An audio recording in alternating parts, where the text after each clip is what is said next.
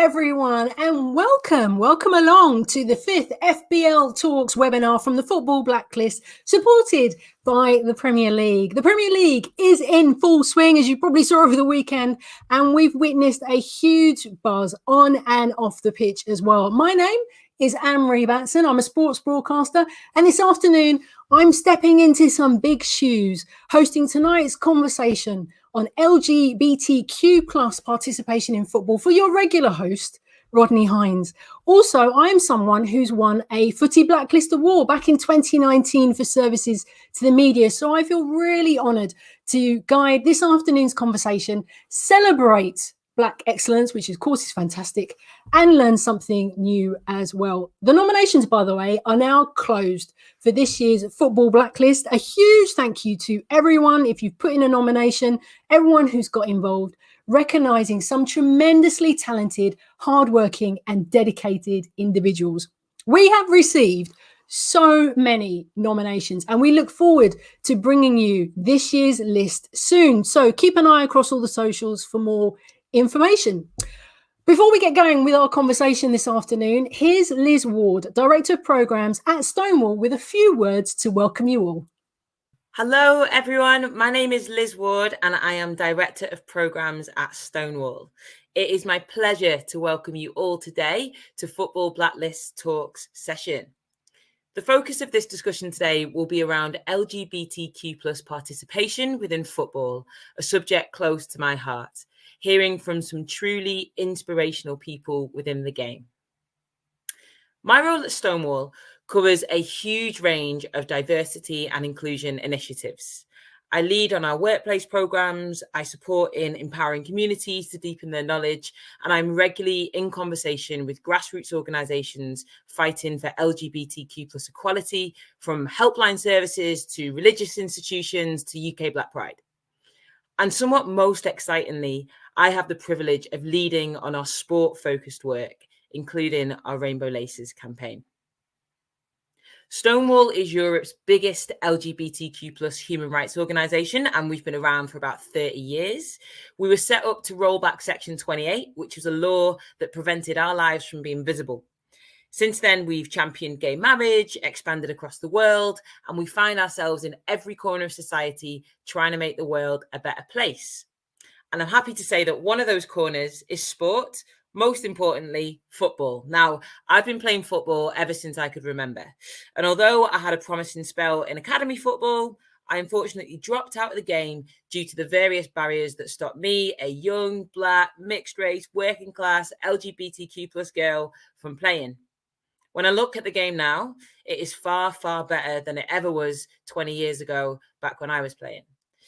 This brings me so much joy. And when I take to the pitch today, I know that my team will be respected, championed and supported, even if we lose, more than ever. That said, we still have a long way to go. From homophobic chanting in stadiums to the vile racism thrown towards our elite national team, the fight continues, especially for Black communities. Now, as I said, things have improved in the last 20 years, and it's a real privilege to work alongside partners such as the Premier League and the FA, who tirelessly fight to make the game we love better.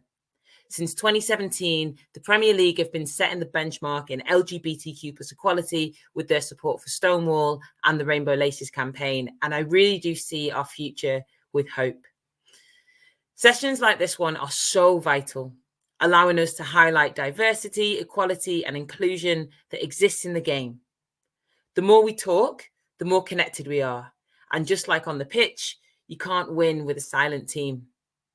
Stonewall is part of your squad. We're here with you all the way.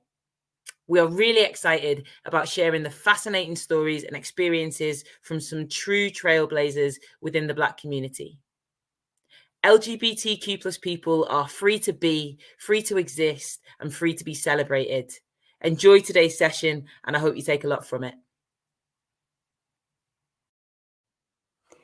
Thanks so much, Liz, for those wonderful words. And now it is time to introduce our esteemed panel, these trailblazers, as Liz has described. Stonewall FC are the first LGBTQ plus FA chartered standard team, and stand as Britain's top ranking LGBTQ plus team.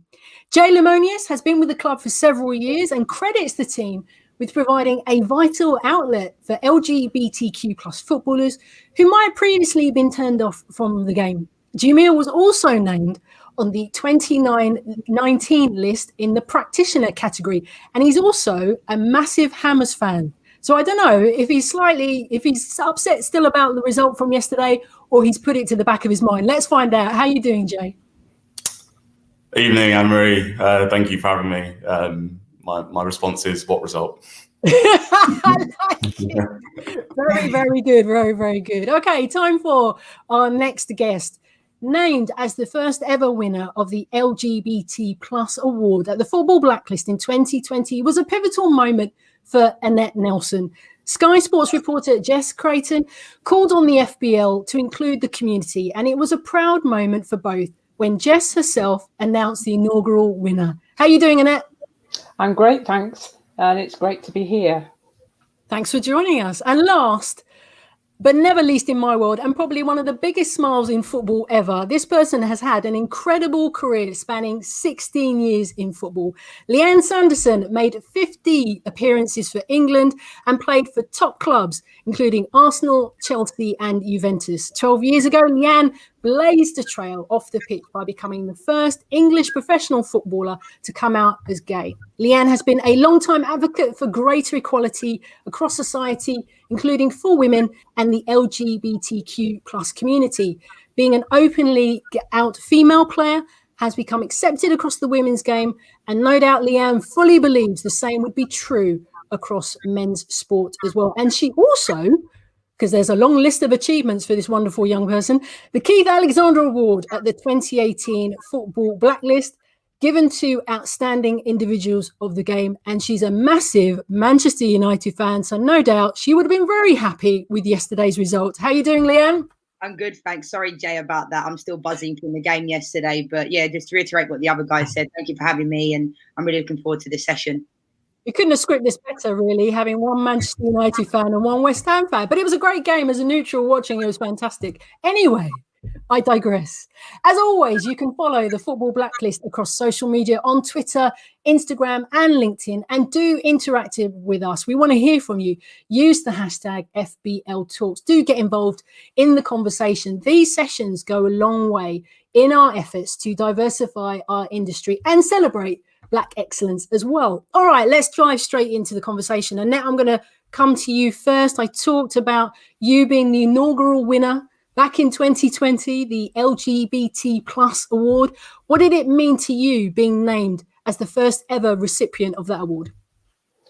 I think for me, it was such an honour, and not just for me or for myself, but just for the community, really. It just felt like it was one of those kind of pivotal moments where you felt like, well, yes, change can happen. And, you know, if you'd said to me 20 years ago that LGBTQ plus would be recognised amongst Black community, I would not have believed you. And I think also for football, it's such a massive thing. So, yeah, I think it's been great. And I think building on that, to use that in the work and carry forward this year has just been great.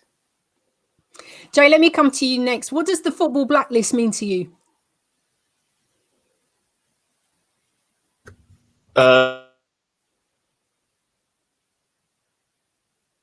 first event that I actually went to, and anybody who's been to a Football Blacklist event, one of the remaining things that you left with is that sense of not just belonging, but the energy in the room, because it's not many spaces that exist that kind of celebrates Black people, and in particular in football. It's just such an empowering event. It's always amazing to kind of catch up with people and kind of hear about stories and celebrate some of the achievements that our community's had within the game. And again, for me, it was a special moment, I guess, kind of being nominated as ones to watch. I remember my first event, but then, as you mentioned, to kind of win, to be on the list for practitioner in 2019 was a proud moment for me also, in terms of just coming full circle, and just being able to kind of celebrate not just my achievements but the achievements of others in this space as well. Lianne, Jay talked about coming full circle. How important is it that the LGBT plus community have a platform to celebrate Black excellence within football? Yeah, absolutely. You know, as Annette said, we didn't think we'd ever be in the position that we're in now, where we're receiving awards and stuff like that. And to be honest, the Football Blacklist, I've been lucky enough to go to a couple of the events, but I was living in America. My dad's not missed one, and every single time, just to prove how important it is, there's one of the events afterwards. I think it's the only time my dad ever takes a selfie when he's at the event. And whenever he's finished the event, when he goes to them, he's always like, "When's the next one, Lianne? When's the next one?" So these things are so important. They really are. And I think, you know, when people ask me, well, why is it important to have a blacklist? You know, because it is, because there hasn't been much visibility over the years. And thankfully, you know, things like this allow us to have a voice, allow us to speak. And I think sometimes people don't understand that. But I think recently people are beginning to realize the lack of visibility there has been throughout the years, because now everybody's like, well, there's so many more Black people on TV, as if it's a problem. But then you think to yourself, well, where were you guys before that? If you know what I mean. Like, it's always been the case. So it's so great we have stuff like this. And for me, I just feel proud as an LGBTQ plus professional athlete. You know, now I'm in TV, and I just feel proud that I have platforms like this with you guys to be able to share our experiences, and for everybody else to have visibility for us. So let's take it back to the beginning, so to speak, in terms of your careers, your professions. Annette, I'll come to you. How much did your profession play a part in your decision to come out? Well, my profession is education, really. My background is education. And it was really interesting hearing Stonewall talk about Section 28 at the beginning. Working in education, when I started, nobody was out. It was, you know, it was a scary place, to be honest. So for me to come out was a massive, massive thing. And particularly in my line of work. So I started off in mainstream education and then very quickly moved into equality and diversity work within local authorities. And there was a moment where I thought, I know who I am, I know what I believe in, I know about fairness, but if I don't share that, and if I'm not open about my life, then it's not going to have the impact that it should have on the young people I work with and the adults that I work with. So for me, it was an absolutely massive decision and a risk at the time, I have to say, but I had to do it. You know, it was one of those things about you can't be the person you are unless you actually are prepared to walk that walk, you know. So for me, it was huge. And Jay, for you, that journey into identity from where you were a few years ago to where you are today, how much of that has been a process for you? Yeah, I think for everybody, it's such a huge process. And I think for everybody coming out, it's a different journey that we all each go through. And sometimes, it has its challenges, but I always say to people that two things changed my life, and that's football and coming out. Especially growing up where I grew up. I'm from Leytonstone in East London. So the only sort of pictures and visibility of success that I ever had was either becoming a professional athlete, becoming a footballer, or getting into music. So I couldn't sing art, I couldn't sing, rap, or dance though. So it was always football was the outlet for me, and just having that kind of outlet to kind of give you the space to explore your own identity and obviously go through things at your own pace has absolutely been huge. And yeah, like I say, it's like if I didn't have the ability to kind of have that outlet, if I didn't have the space to explore my own gender, my sexual orientation in the spaces that I have been able to, I don't know where I'd be today. And absolutely, it's been a privilege for me anyway. And I've been lucky enough to kind of find some really, really positive, safe and inclusive spaces within the game that have kind of allowed me to affirm my own identity and also kind of, continue to play, coach and be involved in the game, which has given me so much. Not to give away my age, just picking up what Annette said about Section 28. I remember I was only little then, I just remember hearing those two words, Section 28, when my parents would have the radio on and the news on. And it was, now that I'm older and I, looking back on history about what those two words meant at the time, but I just remember hearing it and seeing it on the front of newspapers, and to where we are today. It's mind-boggling how much things have changed, but there's still a lot more to be done. There's still a lot more to do. So, Lianne, for somebody that's been based in the UK and the US, you've been based in Europe as well. How has the dynamic changed for you? I think for me, I'm quite fortunate because I usually, whenever I go to another country, I respect the culture that I'm in. So I've been to Qatar and I've worked in Qatar, and people said to me, don't go there because obviously they have a law that's not great. But I think me going there, I'm not saying I'm going to go there and change the law, but what I'm saying is that my visibility, the meetings that I have with people don't see the groundwork you do by physically being there. They opened up the main Khalifa Stadium in Qatar for me to run an all-female football camp, which is unheard of. So the work that you can do by going to another country and just being yourself can really be impactful. I'd never put myself in any danger, but I think, I've played in Cyprus, I played in Italy, I played in Spain, America. And the thing is, what makes me sad in a lot of the countries in Europe is that a lot of my teammates have been in relationships for 7-8 years, but they don't feel like they can come out. Now, they accept me because I'm not from that country. When I signed for Juventus, I had to tell them at some point, I don't want to do any more interviews about being gay. You might as well copy and paste them from the previous interview that I've done, because I think when I came out that I was gay, I won't bore everyone with the story again, because I'm sure everyone's heard the story over and over again, but it's almost like that became my identity, like Lianne, the gay footballer. So that was also a little bit difficult, because I'm happy that I can be, someone that's a role model that people can look up to. But then I almost feel like it overtook my actual career when I was winning everything at Arsenal, I won everything in America. And I feel like it was almost like, let's talk about being gay. And I'm like, can we just talk about me winning man of the match or player of the match or woman of the match or whatever it might be? So I think sometimes it was difficult, because then at times I felt like my teammates would resent me in a weird way. And I felt it from them, because they could see me being able to do interviews. And it's not like they didn't like me, but I just felt like my time was always, in Italy and Spain, it was a little bit different, I think. It's not to say I wasn't accepted, because I was, but I just felt like there was a little bit of resentment at times, because I was able to be who I was. And if I wasn't able to be who I was, then I wouldn't play for a team. So, but it is different in different countries. And I just feel really grateful that in England and in America, in some parts of America, I wouldn't choose to live there, because I don't like people like me. And I would put myself in danger by going to certain states. I would. But at the same time, I'm just grateful that I'm from a country and I can live in a place where people accept me, because it's so important. Good point. Well made. Annette, I just want to pick up something that Lianne said, actually, when she was talking about identity, about her two loves in life in terms of football and how she identified. How much progress do you feel, as somebody who has been working in the game for a very long time, how do you feel the game has made changes in terms of equality, diversity and inclusion? It's a difficult one, that, because I think there's so much positivity at the moment around people acknowledging discrimination and people uniting and working together. And there's so much we share in terms of equality and inequality. Things have changed massively, but I still kind of think we're on a journey, quite a big journey, to be honest. And it's interesting listening to Lianne about her journey.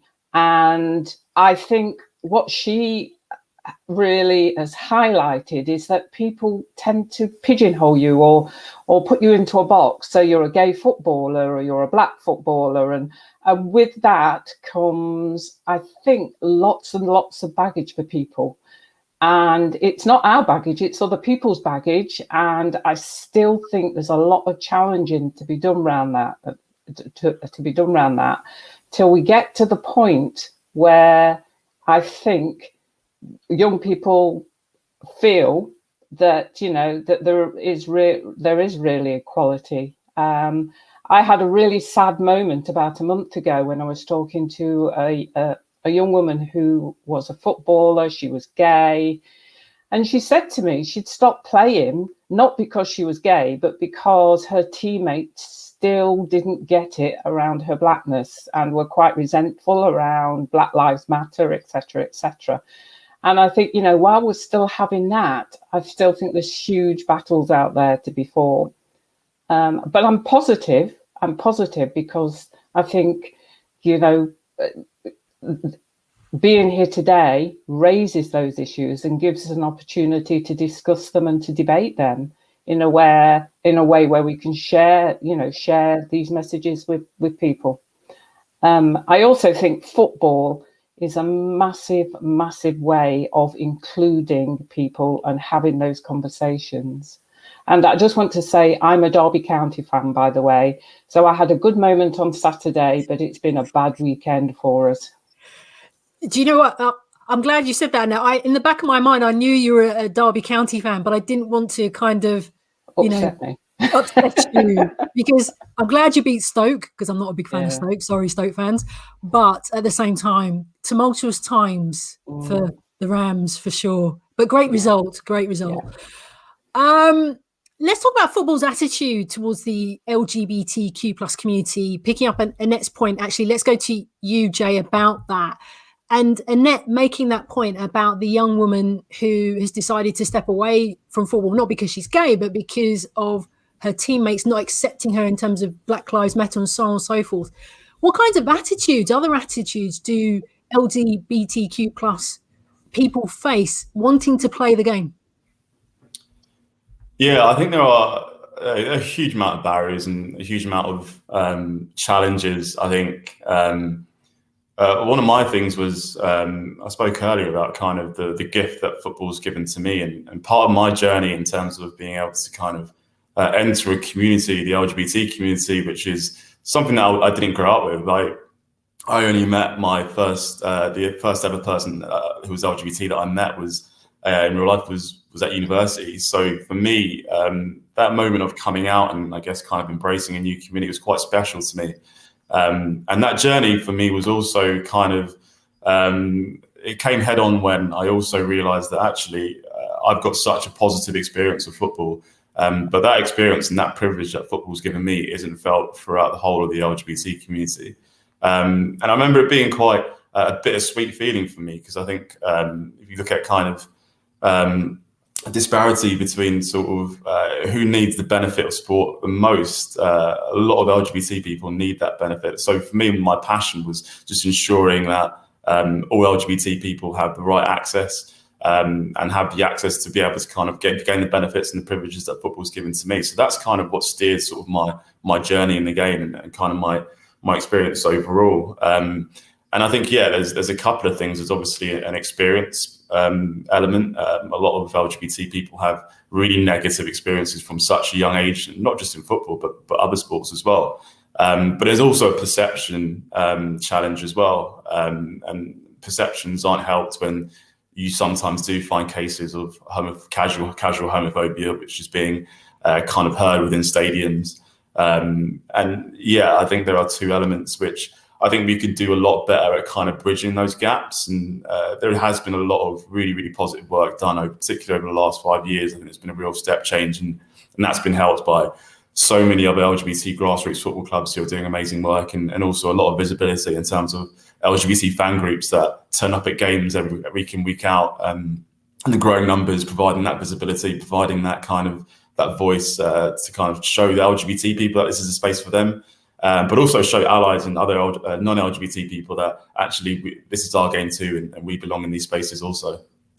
I'm glad you mentioned allies, actually, because we're going to talk about that in a bit. And of course, if you're enjoying the conversation that what we're having this afternoon, don't forget to follow the Football Blacklist across all the socials, so Twitter, Instagram and LinkedIn, and interact with us using the hashtag FBLTalks, and do get involved in the conversation. We want to hear from you. These sessions go a long way in terms of diversifying our audience and our industry and celebrating Black excellence as well. And if you want to see previous FBL talks, go to our YouTube Go to our YouTube channel, as I put my teeth back in, where you will see a series of hosts of inspiring names talking about their experiences working in the great thing we love called football. All right, let's talk about campaigns now, particularly about the Rainbow Laces campaign because I think there's a perception at the moment, Jay used that word perception, that the Rainbow Laces campaign is just like one point in the calendar in the 12 months. When in fact, from what I've seen and I've read and I've learned myself, that there's a big push now to make sure this is a conversation that never leaves the radar, that it's 365 days a year. You've got clubs working with the police and the Crown Prosecution Service to improve and address fan behaviour, as we know about online and also in the stadiums as well. Premier League partnering with Stonewall. They've been with them for a long period of time. Education. I mean, I'll come to you, Annette, about this. It's really important, isn't it, that people understand that this is a project, or this is a campaign, I should say, that is growing year on year. And equality diversion work is very much embedded right through from the clubs, going into schools, and so on and so forth. Your thoughts on that? Yeah, I think it's absolutely right. In a way, is a kind of link there to Black History Month, where people would go, oh, Black History Month is in October, so we'll do all those things in October, and then that's it. And I think it's the same with the work that's happening now in terms of Rainbow Laces as one of those campaigns, and the one that we run, which is in Football versus Homophobia, where we have a month of action. Now, in the past, that month of action has been 1 month in February, but it's massively changed. So this year, last year and this year, we've focused on grassroots clubs, because we've seen the importance of, those clubs. And although our month of action was in February, we're still working with grassroots clubs. We've started in February, so it is really, really important. My work in particular is with young people, children and young people, and I'm in and out of schools and engaging with academies and various other groups year round now, whereas maybe 5 years ago it would have been within our month of action. So it is, I think, really important that those links are made, that it isn't just something for a tokenistic gesture that you do for a month, but it's something that is about engaging people year round. And Jay, you work at the FA. Can you give us a brief insight of your role at that organisation? Yeah, so I work at the FA. I work in the diversity and inclusion team. The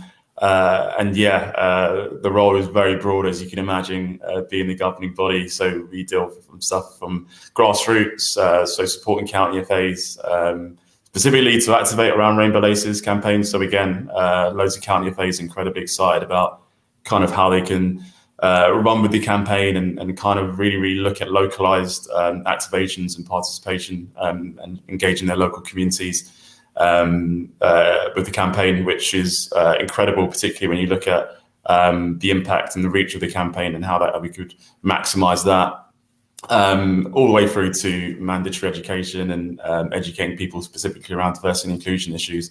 But yeah, my journey in football, I guess, doesn't have to just started at the FA, but I've been lucky enough to work quite closely firsthand on the Rainbow Laces campaign. And again, just seeing the impact that it's had, not just to individuals that are close to me, but also kind of, I guess, how it's assisted in that culture shift that we were talking about earlier, specifically with that step change and how organisations aren't treating it as a tick box, as Annette mentioned, which is so important. I think it's incredible that we have this campaign, which is an opportunity to kind of celebrate LGBT inclusion in football and in sport more broadly. But what are organisations doing year round? And my time sort of working on the campaign, that was kind of some of the stuff that we were just as proud of or more excited about, was how do we have those conversations outside of the campaign year round?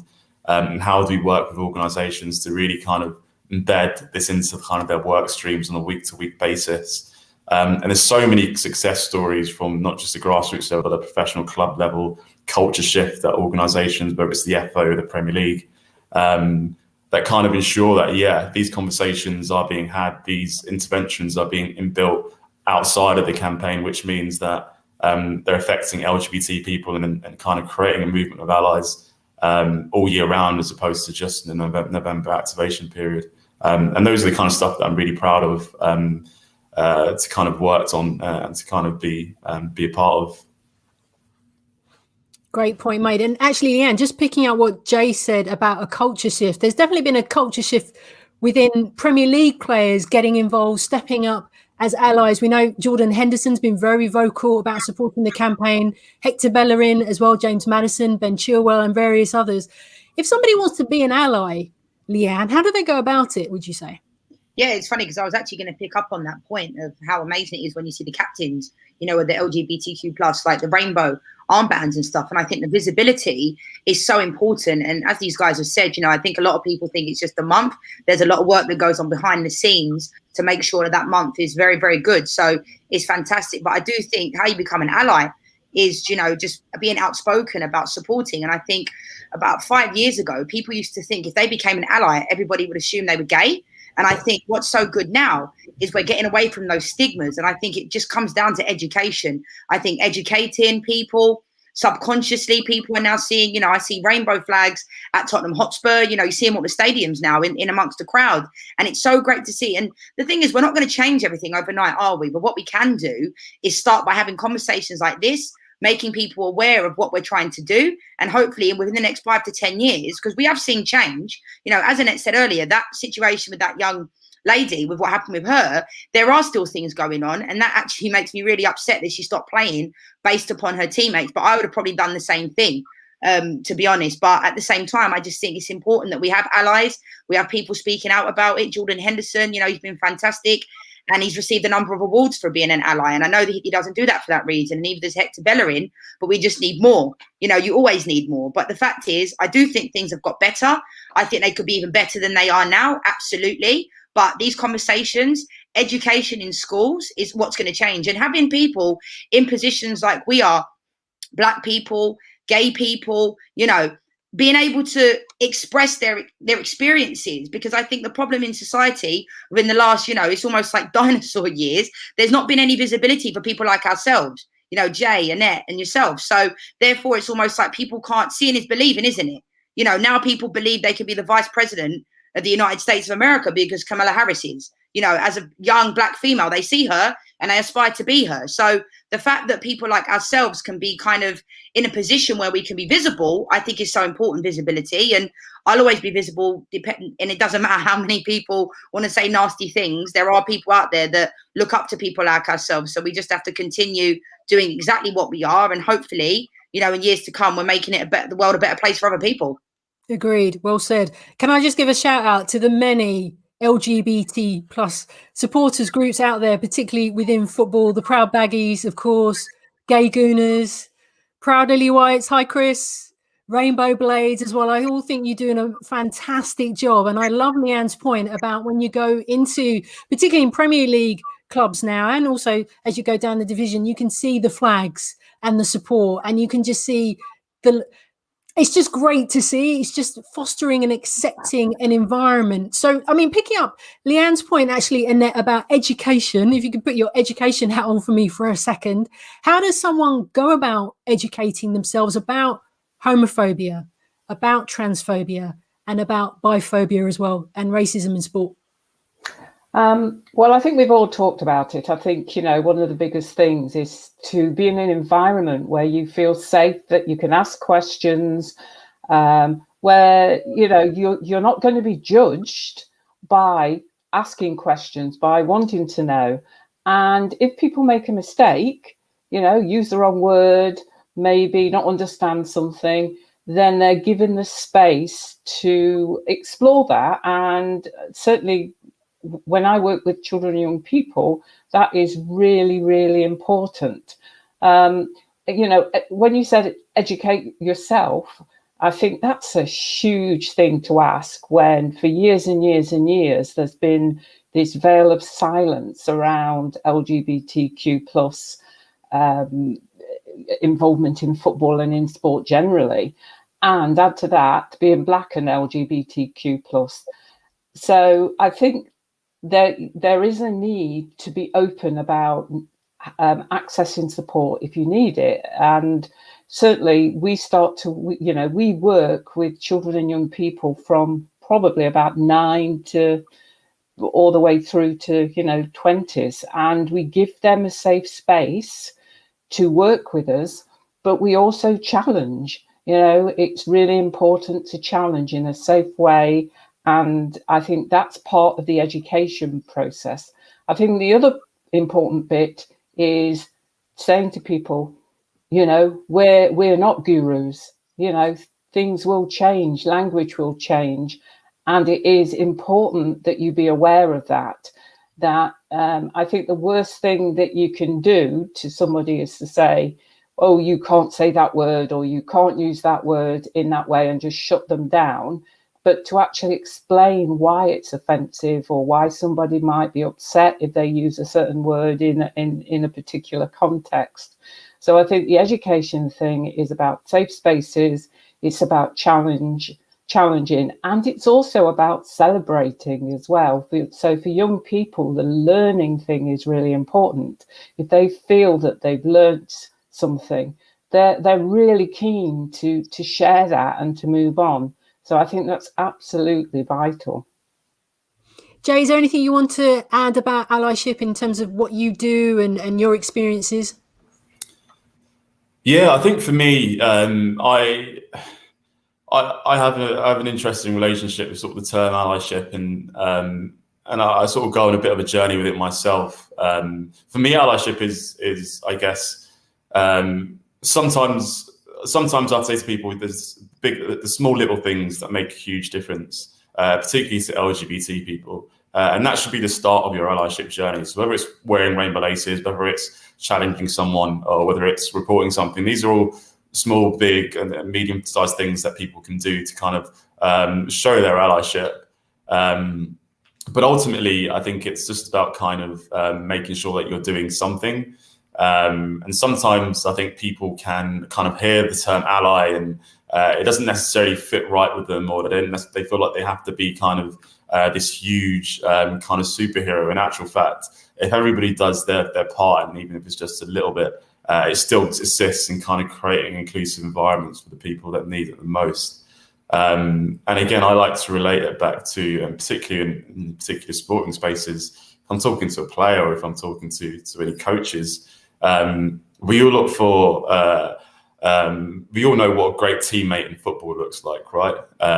We all know how to support a teammate, particularly if they're non-LGBT, if they're struggling with a number of different issues, whether it's troubles with a partner, whether it's financial trouble, whether it's depression, all these issues that everyday normal people, typical people go through on a day-to-day basis. If you're in a football environment, we all know what a good teammate looks like in those environments. And that's how I like to relate it back to allyship. So you don't have to be a great ally, but you could be a good teammate, and you know what a good teammate looks like, and what the behaviors of that teammate exhibits to be a good teammate. And that's how I kind of try and relate it back in my head and in some of the spaces that I operate in. Because sometimes, I think allyship can sound a bit grand, but sometimes if we break it down into smaller chunks and more digestible chunks in certain spaces, it might land a little bit better. But ultimately, it's so important that we have allies. I think, Lianne sort of mentioned it earlier. We're seeing increasingly so much more now. Athletes at the top level, whether it's Jordan Henderson, whether it's Manuel Neuer, whether it's Harry Kane wearing captain's armband against Germany. We're seeing so much more really high profile and visible displays of allyship from top athletes. And that can only be a good thing. And that's real signifier of kind of the shift that we're going on.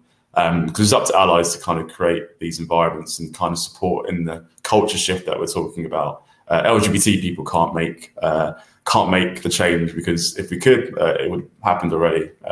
So we need more allies to continue to do what they're doing, and I think that's really, really important for us to kind of build upon.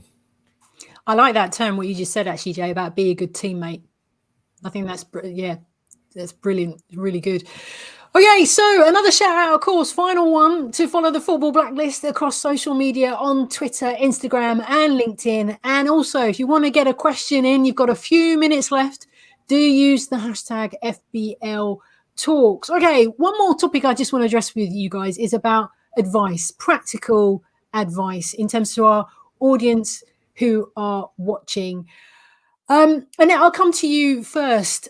Again, as somebody who's worked a long time within the game of football, you've seen a lot of change over the last few years or so. If someone is contemplating about making that first step, about wanting to come out, what is the first thing? Where would you point that person to go? Where would you signpost that person if they needed some advice? That's a really hard one, isn't it? I mean, I think it's got to be about finding somebody that you can trust, who you know is going to support you, who is going to have your back, really. I think that's really, really important. I think also that's a huge question, because in terms of generalization, you could be somebody who's got a fantastic network, and coming out, that step's going to be so easy, you know, because you've had positive experiences, and it's a small step, and it's just the next step for you, and it's great, and you're going to be all right. But if you're isolated in a community where you've got, you know, poor networks or no networks in terms of positive support, it's a totally different issue. But I have to say there are organisations like Stonewall, like FVH, you know, who can offer that support. So if you're in that situation, there are people there that you can reach out to. And I think also, you know, we've been talking today about some of the supporters clubs as well. You know, if you are in that position that you're maybe not be a professional player, but you might be somebody who plays football, loves football, or just loves watching it, that maybe get in touch with one of those supporters groups who can support you in that process of coming out, and in a safe way, or maybe support you in, you know, doing something socially that makes you feel good about yourself. I think it massively depends on who you are and where you are in your life journey, to be honest. Jay, I want to ask you about how we can collectively continue to progress, to get some more support, more voices, more platforms, because there's always more that can be done. And I appreciate it's a huge question, but I think it's important the audience understands that it's all about the action, isn't it, rather than the words. Yeah, absolutely. And I think we've got a long way to go, but I think it's also important that we celebrate kind of that journey that we have been on. Football isn't the place that it is or was 5-10 years ago. The conversations that we're having now aren't the same conversations that we were having 5-10 years ago, which is a signifier of the progress. Things like this is a signifier of the progress that we've made. And I think it's important that we celebrate that. But also, yeah, it's also important to acknowledge that we've still got a long way to go. I think everybody can start somewhere. And I think, in particular, if we're talking about kind of just simple actions, I think the first step could be engaging in a campaign that you haven't before. So whether it's Rainbow Laces, whether it's Black History Month, these are all touch points that kind of open the door for people to kind of take that first step to kind of acknowledging their own privilege in some cases, but also kind of using their voice, their platform for good, for communities that need it the most. And sometimes people get bogged down, and I think I mentioned it earlier, sometimes people get bogged down by kind of being a role model or being a massive ally, and they think it has to be this massive sort of show of solidarity or campaigning or whatever. But actually, sometimes it's the smaller things that kickstart bigger things. And if you're worried about whether a gesture might be too small, it's never too small, because even if it just affects one LGBT person, it's still having a positive effect. And yeah, I think it starts from those small things. So whether it's wearing rainbow laces, really small gesture, but really, really simple, really easy. Go out and do it. Whether it's challenging people or friends that you might not challenge in the past, there's no time like the present. And sometimes it's not always safe for LGBT people to call out and challenge sort of anti-LGBT language when they hear it. So when allies do it, it's even more important. And sometimes if it's someone who's close to you, it's not about calling them out, but sometimes calling them in. I think Annette made the great point earlier, particularly about we need to create an environment where people are able to learn and understand what the impact of their language is. Because some people don't know. So sometimes instead of calling people out, particularly if it's a friend or someone you might not have that kind of close relationship with them, call them in and kind of have a conversation with them about why their language is unacceptable, why it might create an environment that makes LGBT people feel unwelcome, unsafe, and unable to kind of take part in a particular space. Brilliant. Thanks, guys, for that. It's been a really brilliant conversation. As you've been talking, we've been getting questions through from all you guys who've been watching. And of course, don't forget to use the hashtag FBLTalks. Lianne, I've got one for you because I think it's quite pertinent, because you were sitting in front of a parliamentary committee a few days ago. And this one's from Harry Corton. I think you'd be really great to answer this one. What can people working in social media do to combat all forms of abuse and discrimination?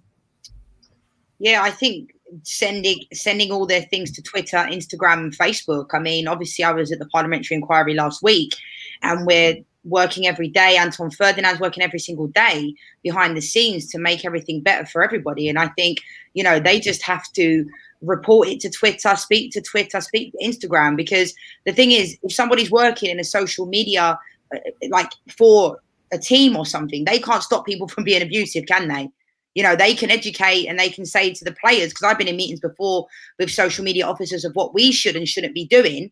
But the main problem is the organizations, the Twitters, the Instagram and the Facebook, because they still haven't put something in place that stops this from happening. So I would just say, again, speak to the players, be there for them as a social media officer, because I think sometimes people think that it's just water for ducks back when you get abused. I mean, I get abused on a daily basis and it's hurtful. It's not nice, but what can you do? But I just think report it as much as you can and speak to the people, not just report it on Twitter. But if you're working as for an organization that has that ability to be able to speak directly to Twitter and Instagram and not receive a generic message back, then do that. But I would say just be there to support the people, whether it be footballers, whatever sport it might be, or even in a workplace, because you do need that support.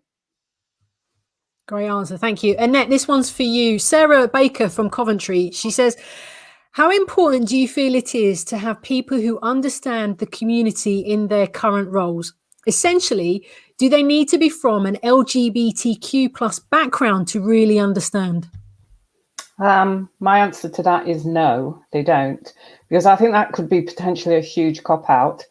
I think, not all LGBTQ plus people would actually feel comfortable tackling some of these issues. We can't just generalize in that way. I think it is about a level of knowledge and understanding and awareness and being open and, having that experience and that exposure to learning and understanding what discrimination, racism, homophobia is. So I think the important issue for me is about having that awareness and knowledge and being able to use that in a way to address those issues, which actually make a change. I think that's true. I mean, it helps. I'm not. I wouldn't say, oh no, LGBTQ people should be. No, I'm not saying that. What I'm saying is that we shouldn't go down that path of you've got to be, because this isn't about allyship. This is about moving forward in an inclusive and a positive way. And if it's only LGBTQ plus people that deal with those issues, then we're never going to move forward. I think it's really important that we look at engaging people and skilling people to deal with these issues and to do this positive work. Jay, this one's for you. This is from Jason Simon. He says, do you find ethnicity hampers or helps you in the industry you are in? What have been the biggest challenges being out and also from an ethnic minority? Yeah, good question. I think, I guess my response would be, I guess it only hampers you if you allow it to hamper you. Have I experienced racism in this industry? Absolutely. have I experienced homophobia? Absolutely. What I would say is that I guess my gender expression has allowed me to pass in certain spaces. So my gender expression has also allowed me to navigate my own sexual orientation in a safer way than it would potentially have done for somebody else who's visibly queer. So I think for me, it's important that I acknowledge that, and I understand that actually my journey as a Black gay man isn't going to be the exact same as somebody else's who might be Black and visibly queer in this space. So my journey has been different, and for me, yeah, like I say, I'm visibly Black. So absolutely, I think sort of racism is something that I'm confronted with more so than I'd say homophobia. But I think it's important, yeah, that absolutely it's been a challenge, but only if you allow it to kind of hamper your progress. It's just about kind of finding spaces and people that affirm you. And the biggest challenge for me has just been internally and just kind of reconciling those two different elements of my identity. I've experienced racism in the LGBT community. I've experienced homophobia in the Black community. I don't know if it's similar for Lianne and Annette, but the biggest challenge is how you reconcile both of those and understand that those two elements are so ingrained and so valid to you internally, and they don't have to be separate. And you don't have to choose one or the other. And you can wear both on your sleeve, and you're valid just the same. And yeah, the older that I get, the more that I'm better at kind of surrounding myself by people and organisations and places that affirm what I believe is important to me. Jay, can I ask you, just off the back of that, how long did it take you to reconcile those two things? Because it's not a one size fits all, is there? It's going to be different for different people. Yeah, absolutely. Apologies, the light's gone off. I'm in like an office room. We can still see you. Yeah, that's good. It took me a long time, and if I'm being perfectly honest, I still go through that process even to this day.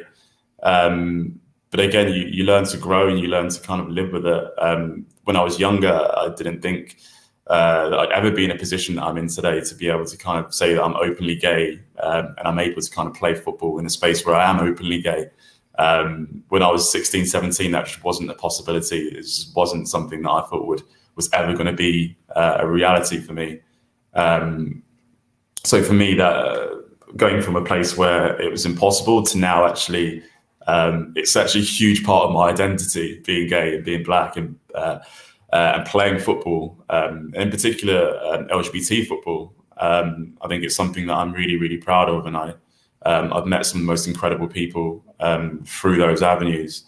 So yeah, it's a process, and it's something that I don't think you ever kind of are perfect at.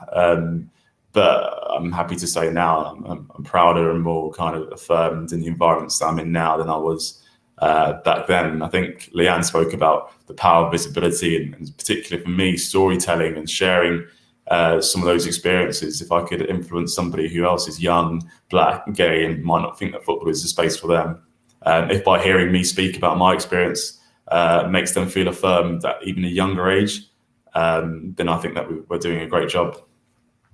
Brilliant stuff. So let's end this on a good positive note, because it's been a fantastic conversation so far. Lianne, I'm going to ask you, it's probably going to be really hard for you because of your long career in football, but can you tell me if you've got one career highlight? I mean, for me, it's winning everything at Arsenal, but that's because I'm a gooner. What is it for you? Yeah, definitely. I would say winning the quadruple at Arsenal in 2007, Champions League, everything. So I'd say definitely winning the quadruple, but winning a bronze medal with England in 2015 at the World Cup as well. So those are my two that never seem to change. That's an amazing achievement. Annette, what about you? Is there one or maybe two career highlights that you can share with us? But I can tell you some of the moments that have made me feel this job has been really worth doing.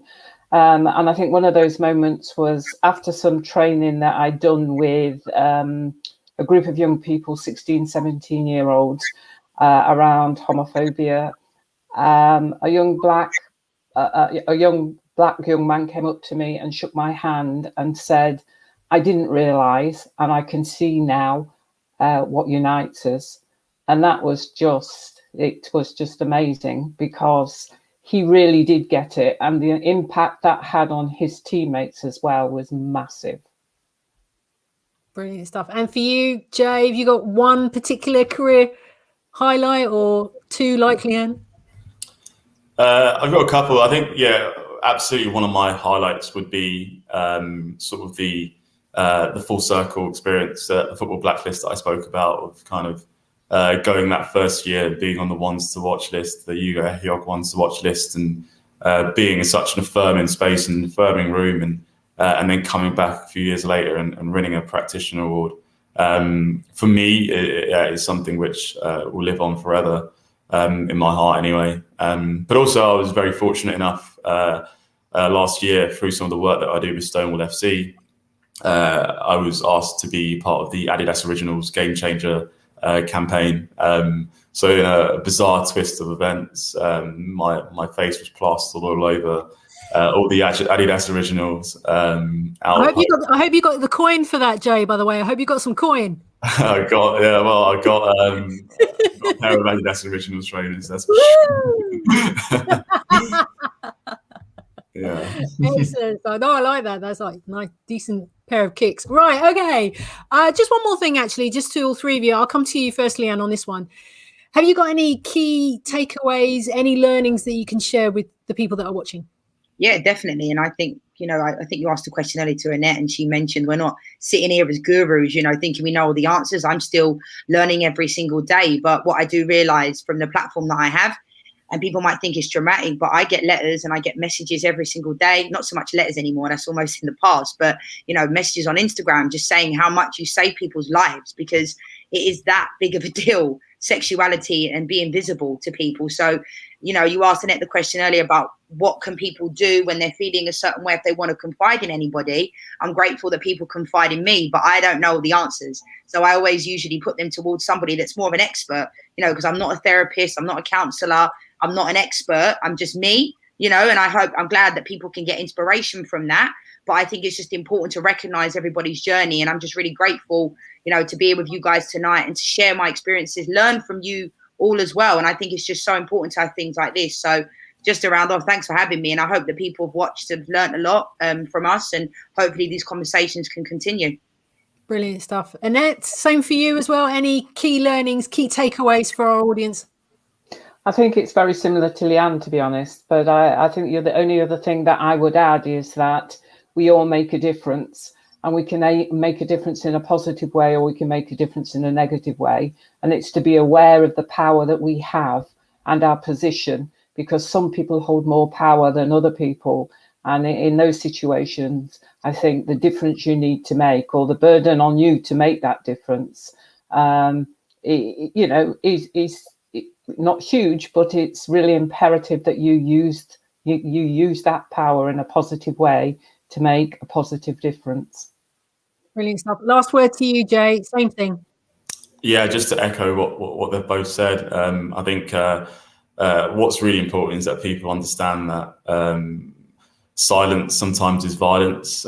Sometimes if you feel as though it's not your place to challenge, if it's not your place to kind of make a positive impact, or you don't feel like you're powerful enough to do so, you absolutely are. We all have a role to play in whatever struggle that people are going through. Take some time to understand your privilege and the power that you have, and go out and do something. Go out and support communities that need it the most. Go out and use your voice to challenge, report, and support other people that need it the most. Brilliant stuff. Thank you. Thank you, guys. Thanks for being a brilliant panel. And of course, if you're wondering when the next Football Blacklist talk returns, it will be returning next month. So do keep an eye across all the socials for when the date and time will be confirmed. But it will definitely be back next month for more conversations about Black excellence. Can I just say a huge thank you to Jay, to Annette, to Lianne, and to Liz Ward from Stonewall for taking part in our conversation.